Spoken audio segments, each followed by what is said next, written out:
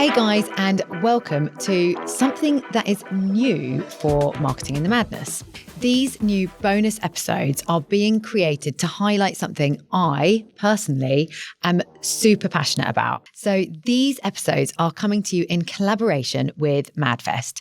If you haven't been to MadFest before, where have you been? It is the biggest marketing festival in the UK, and I am really proud to have been invited by them to host, alongside some other amazing females, the Female Leaders Stage. As part of that collaboration, I am going to be interviewing some incredible female leaders, female founders, and men across the industry who are leading the charge and leading the change in our industry that will enable women to reach their full potential and address the long-standing inequalities that still exist, not just in the marketing industry, but across every single industry. We are unraveling hundreds, thousands of years of stereotypes and women not having a fair place at the table. So that is what we're going to be dialing in on. Every single week, I am going to be, not every single week, actually this comes out every 2 weeks, I am going to be featuring an episode where I am interviewing someone from the industry,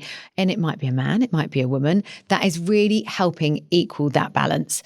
So if you're interested in joining me and helping make the world a fairer, more inclusive place, then keep listening, because today's episode is going to be a cracker. Everything that the biggest thing that I think I can do in the world, probably the biggest impact I can have, apart from helping my clients with their marketing and, attracting more money, which is great, is, especially as a mother of a daughter, and it's just always been something that I've been so passionate about, is having a little bit of an influence on the world becoming fairer. Because I think lots of people don't realize as a woman how hard it is out there still.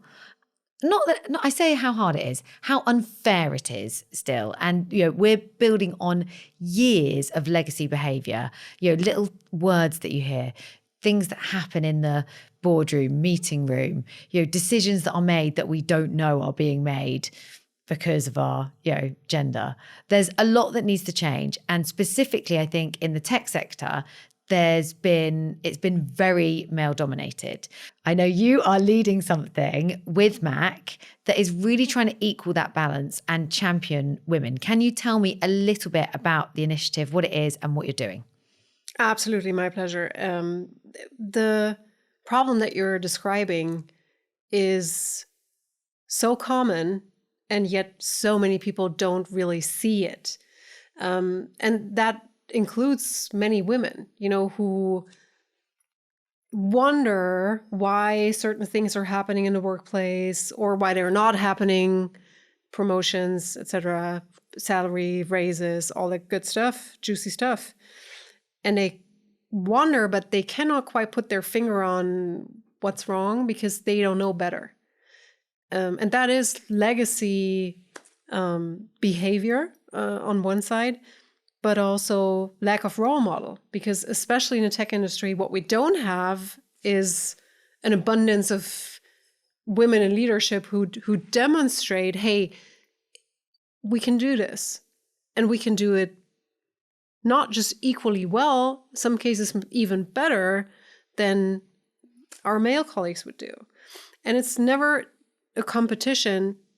Mixed teams, diverse teams are proven to be more successful and deliver better return on investment. And for some reason, that intelligence is widely ignored. Yeah. So what we did at the Mock Alliance is we said, hey, our mission is to advocate for best of breed technology.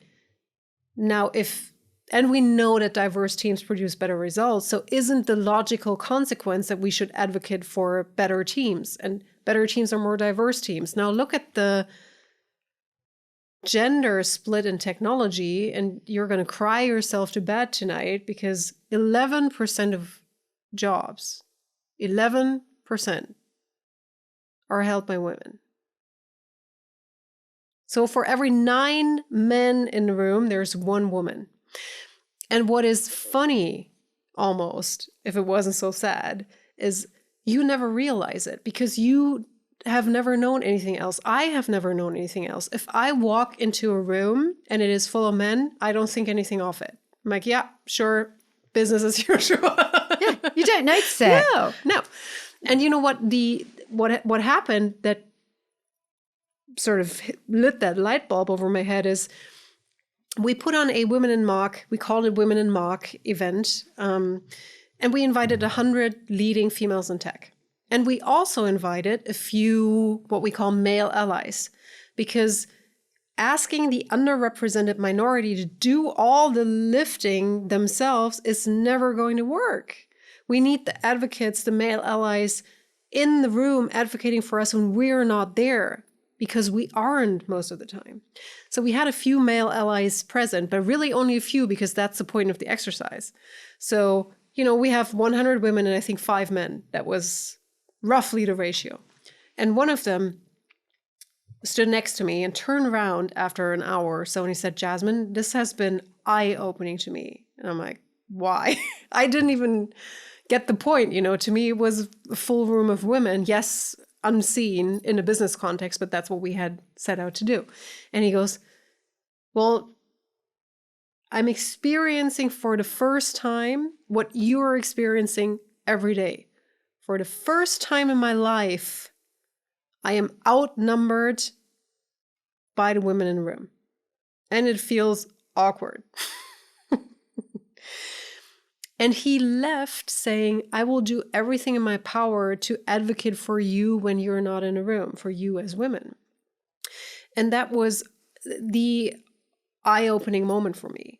That is the work that we have to do. We need to, yes, bring women together so they can share stories and share what they're experiencing, because we all feel like we're the only one that is happening to, when the truth is that it's happening to all of us women in the workplace.